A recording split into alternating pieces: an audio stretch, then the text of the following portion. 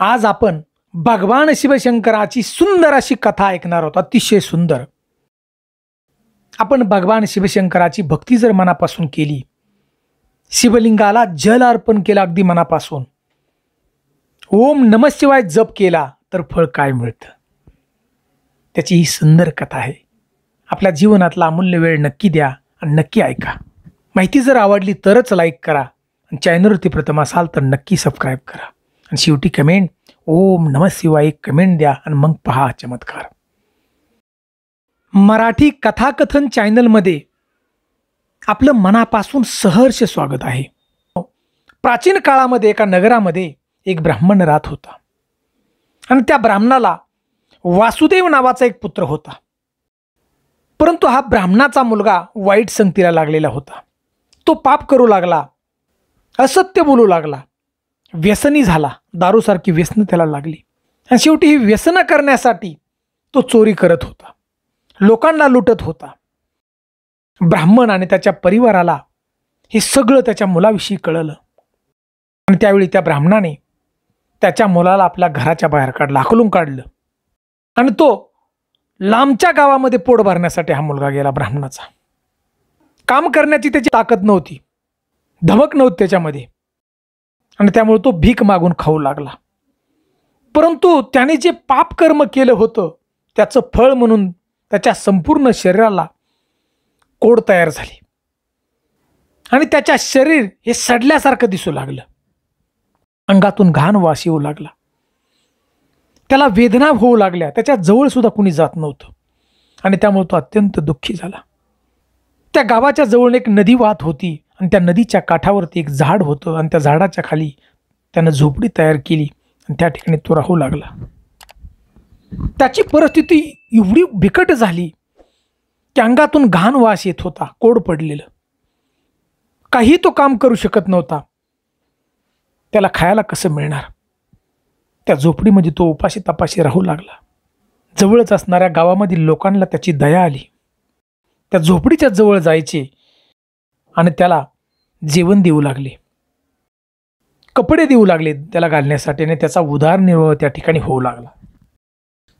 आणि त्या ब्राह्मणाच्या मुलाचा दररोजचा एक नियम होता, तो लवकर उठायचा, जवळ नदी होती, अंघोळ करायचा आणि त्या नदीतून एका मटक्यात पाणी आणायचा, भरून मटका, आणि झाडाच्या जवळ मातीमध्ये दबलेली एक शिळा होती आणि त्या शिळेवरती तो मटका ठेवायचा। त्या मटक्यातलं पाणी झिरपून त्या शिळेवरती पडत होतं, थोडं थोडं पाणी। हा दररोजचा नेम होता। दररोज नदीवर जायचा, अंघोळ करायचा आणि मटक्यात पाणी आणायचा आणि ते पाणी त्या शिळेवरती ठेवायचा। दिवसामागून दिवस चालले होते आणि असेच एके दिवशी त्यांनी नदीतून पाणी भरून आणले मटक्यात आणि त्या शिळेवरती पाणी ठेवले आणि त्या ब्राह्मण मुलाचा प्राण त्या ठिकाणी निघून गेला, मृत्युमुखी पडला। आणि त्यावेळी यमदूत त्याला नेण्यासाठी आले आणि यमदूत आल्यानंतर त्याच वेळी एक चमत्कार घडला की त्याच वेळी आकाशातून एक सुंदर असं विमान खाली आलं, ब्राह्मणाच्या त्या झोपडी गेली, त्या झोपडीच्या समोर, आणि त्या विमानातून शिवदूत उतरले आणि हे शिवदूत त्या यमदूताला म्हणाले की तुम्ही याला घेऊन जाऊ शकत नाही, हा नरकाचा धनी नाही तर हा शिवलोकाचा भागीदार आहे। हे ऐकून त्या ठिकाणी यमदूत म्हणाले की या ब्राह्मण युवकाने संपूर्ण आयुष्य आपलं पापात घालवलं आणि त्याच्या पापाचं फळ म्हणून त्याच्या परिवारानं सुद्धा त्याला घराच्या बाहेर काढलं होतं, त्यामुळे तो नरकाचा भागीदार आहे, हे यमलोक म्हणत होत्या। आणि हे ऐकून त्या ठिकाणी शिवदूत म्हणाले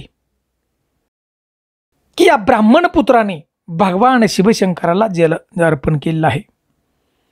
त्या वृक्षाच्या खाली त्या मातीमध्ये दबलेली शिळा म्हणजे साधारण शिळा नाही तर हे शिवलिंग आहे। त्या ठिकाणी कित्येक वर्षापासून या ठिकाणी शिवलिंग आहे हे कोणालाही माहीत नव्हतं, परंतु या ब्राह्मण मुलाने जरी पाप केलं असलं तरी या ब्राह्मण मुलाच्या हातून या शिवलिंगाला दररोज पाणी मिळत होतं आणि तो महिना होता श्रावण।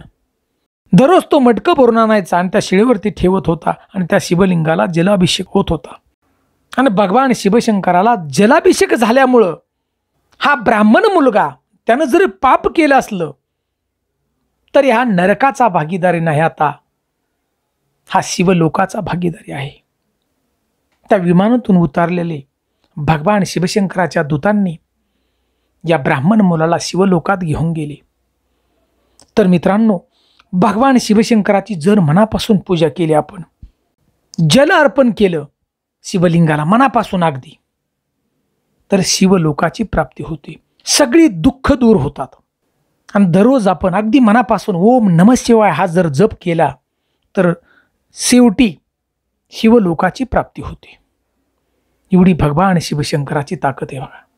कारण हे विश्व निर्माण करणारे भगवान शिवशंकर आहेत. भगवान शिवशंकर हा सुद्धा आणि ना सुद्धा आहेत, दोन्ही आहेत ते. भगवान शिवशंकराच्या पायाशी देव, दानव आणि मानव सगळे समर्पित आहेत त्यांच्या पायाशी. त्यामुळे मित्रांनो, भगवान शिवशंकराची पूजा अगदी मनापासून करा आणि ओम नमः शिवाय आपण जप करा. आणि श्रावण महिन्यामध्ये तर शिवमंदिरात नक्की जा आणि भगवान शिवशंकराला जल अर्पण करा आणि ओम नमः शिवाय जप करा.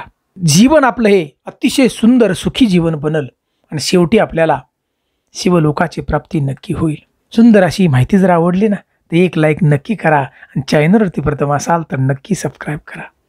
आणि शेवटी कमेंट ओम नमः शिवाय अशी कमेंट आम्हाला जरूर द्या. जय हिंद, जय महाराष्ट्र.